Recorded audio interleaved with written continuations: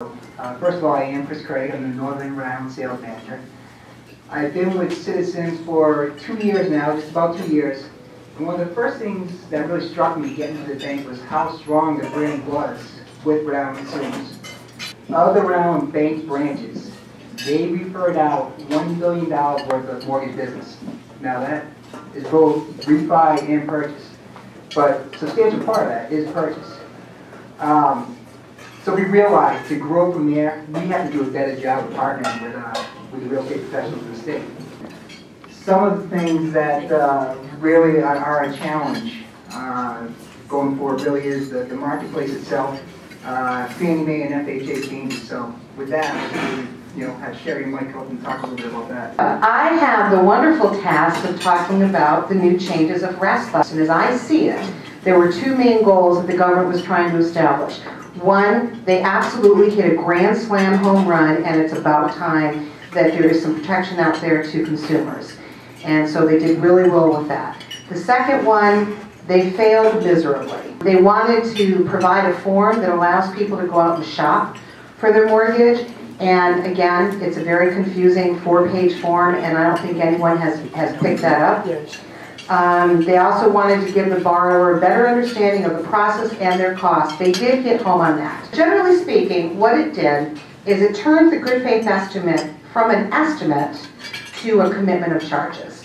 We have an extraordinary panel of people who have probably have a comment on every single thing that Citizens Bank said because they probably have a story about it. For the first 20 years that residential properties was a business, we never had a lawsuit. And then the market escalated and prices got wild and people started to look to us for whatever blame and woes they had. And so we need a backup team all the time, like these guys to my right and left, to answer our questions because we are not attorneys. Okay, so let's start with some basic questions. In Providence and in Narragansett, we do a ton of rentals. And we are asked this question often, and maybe I'll start with Sheila. Can I start with you? Okay. Can a landlord discriminate against students?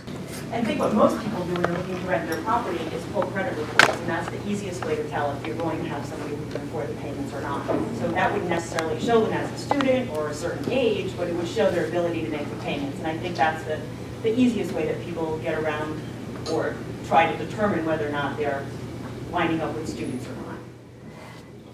So if a parent came and said, I want to rent this apartment for my child, and my child is at RISD, can a landlord say, they don't keep the same hours that I do when I live on the second floor here? Absolutely. Okay.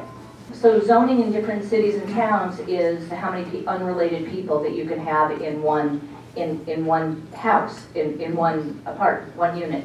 So if in Providence, for example, it says no more than 3 unrelated people, and we have a 4-bedroom unit, what do we do? The realtor should let the landlord know that that's what the requirement is, and if they're looking to do something other than that, then like anything else where someone tells you they have a 3-unit but they really have a 2-unit, then you're going to be required to pass on the information that the city has. Let's talk a little bit about the inspections. Could you talk a little bit about structural inspections? I think the main issue is, if I'm not mistaken, the Brown Board of Realtors contract still uses the defined term materially deficient condition. And that is the main problem when you have these disputes.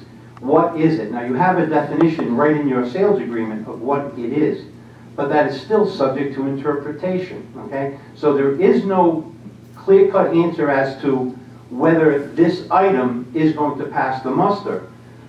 Clearly, when you're representing the seller, you're usually in a situation where you want to tell the buyer that we refuse to take that remedial action, and we intend to enforce the contract, and you must still buy.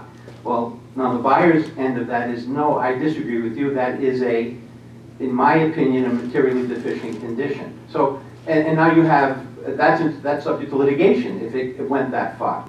I have I've always advised somebody who, when they are reading their sales agreement, and whether they go to an attorney or not, I try to take the burden off of myself with the dates that always go into contracts, and say, and I will put it in my iPhone what the dates are. But the truth is, I always tell them that, 3 days before their mortgage condition is due on the sales agreement, they have an obligation to notify me and the sellers whether they need an extension. Because I cannot tell you on my desk how many times I've gotten phone calls over the years, as have all the managers in here, and have all of you, when the deadline is midnight tonight and they don't have their mortgage approval yet.